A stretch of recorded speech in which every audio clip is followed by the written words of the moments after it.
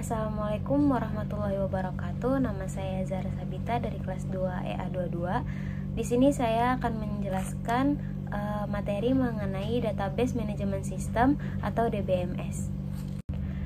DBMS adalah perangkat lunak yang digunakan untuk menyimpan, mengelola, dan mengatur basis data.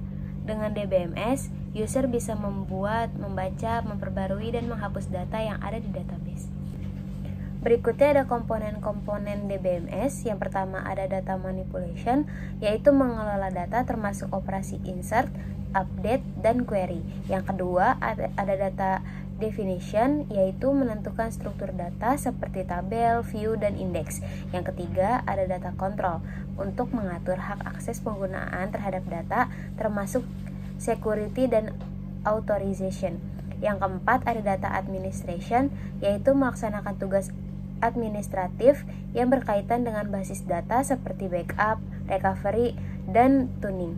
Berikutnya ada sistem sub perangkat lunak DBMS. Yang pertama, manajemen basis data. Subsistem yang bertanggung jawab untuk mengatur dan mengelola data dalam basis data. Yang kedua, ada manajemen akses data, yaitu sistem yang mengelola akses dan manipulasi data oleh pengguna. Yang ketiga, manajemen pemrosesan transaksi, yaitu subsistem untuk pengelolaan transaksi dalam aplikasi. Kemudian ada keuntungan penggunaan DBMS. Menghemat sumber daya. DBMS dapat mengelola data dengan efisien, mengurangi penggunaan ruang penyimpanan dan waktu memprosesan. Yang kedua, meningkatkan kekayaan kepada banyak orang dan publik. Dengan DBMS, data dapat diakses dan diperbarui dengan cepat, meningkatkan efisiensi layanan. Kemudian menghemat sumber daya. Yang pertama, penggunaan efisiensi. DBMS dapat mengelola dan menyimpan data dengan efisien, mengurangi kebutuhan akan banyak file terpisah.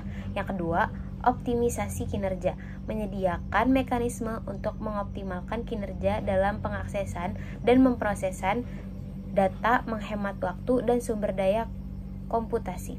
Yang ketiga, ada manajemen penyimpanan, pengelolaan penyimpanan data yang lebih efektif, mengurangi pemborosan ruang penyimpanan dengan teknik kompres dan deduplikasi.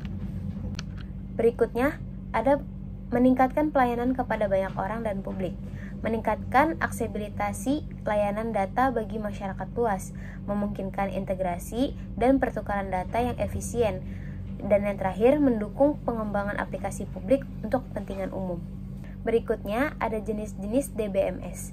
Yang pertama, DBMS relasional, merupakan jenis DBMS yang menggunakan model data relasional. Yang kedua, DBMS dokumen, mengelola data dalam format dokumen seperti JSON atau XML.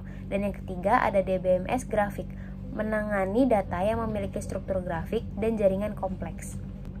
Kemudian berikutnya ada 3 model data dalam DBMS. Yang pertama, struktur data hierarki. Model ini mengorganisir data secara hierarkis dengan hubungan atas bawah antara data. Data dipresentasikan dalam bentuk pohon dengan simpul atas dan cabang yang menyebar ke bawah.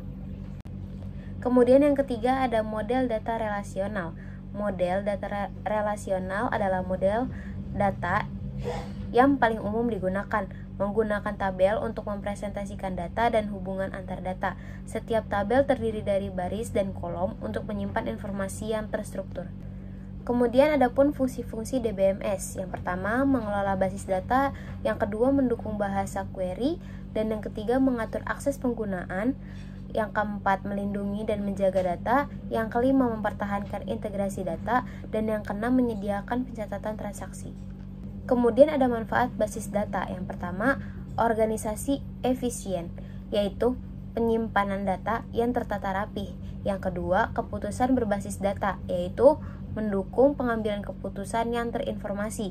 Dan yang ketiga adalah integrasi informasi, yaitu mengintegrasi data dari berbagai sumber. Mungkin cukup sekian yang dapat saya sampaikan, kurang lebihnya mohon maaf. Wassalamualaikum warahmatullahi wabarakatuh.